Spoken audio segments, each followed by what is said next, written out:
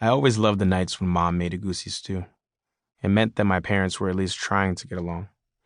The smells of cooking on my mother's side of the family were soft: peppers frying in butter, onions turning translucent, and garlic turning golden. The buttery perfume of a roux and the sea shack scent of shrimp.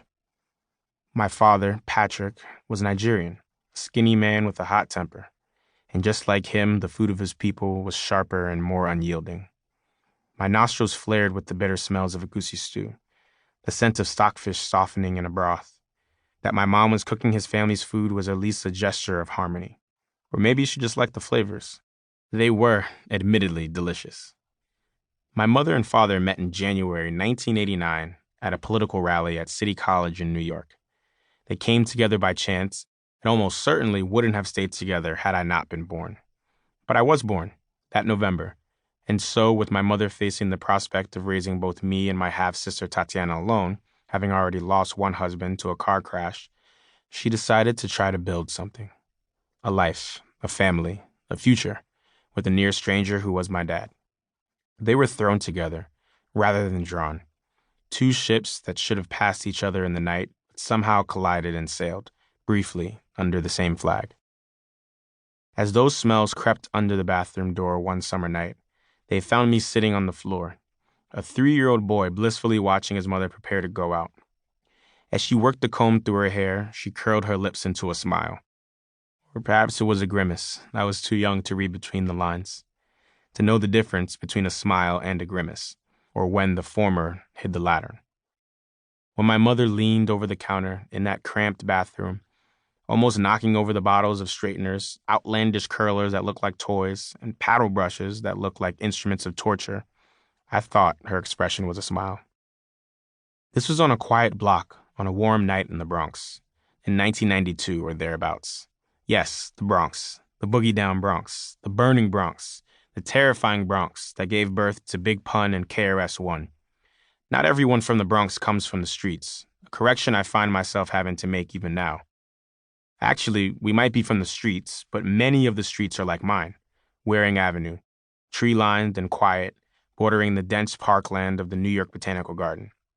And in the houses that line those streets, there were many moments like these, magical, mundane. Sitting on the floor of the bathroom as my mother got ready, each one of her gestures was a deposit into a secret joint savings account between us. 4 of us lived in that apartment. Me, my mother, my father, and Tatiana, who was 3 years older than me. It was an 800-square-foot 2-bedroom, not a small apartment, at least not by New York standards. But the 4 of us were rarely alone in arrangements of our own choosing. That's why the moments when just my mother and I were together meant so much to me. Her doll-sized lip liner pencils, the miniature tubes of mascara, and the secret mirrors of her open makeup case beat my action heroes by a mile. Just being there, as my private mother became a public one, and I was the only audience, that was the best thing of all. Mom headed into her bedroom, and I, as I often did when left alone, tottered into the kitchen. For as long as I can remember, I was drawn to that room like a marble rolling down a hill. It was where I came to rest. The place was modest, none of those new Bronx gentrified condos, and our kitchen was the original. It didn't gleam with state-of-the-art stainless steel appliances, but it was well used. A groove had formed in the linoleum in front of the stove where Mom spent hours cooking. Next to that were 4 indentations from the little wooden step stool on which I often stood to watch her. I followed my mom around like a puppy, and just like a puppy, when she was in the kitchen, you couldn't slip a piece of paper between us. So as she cooked, I watched her work, my head just peeking above the counter. Despite her job as an accountant for a television production company and a social life that would put most millennials to shame, my mother somehow managed to always be in the kitchen. There was always something bubbling on the stove or cooking in the oven. She, like me, gravitated there to find a moment for herself.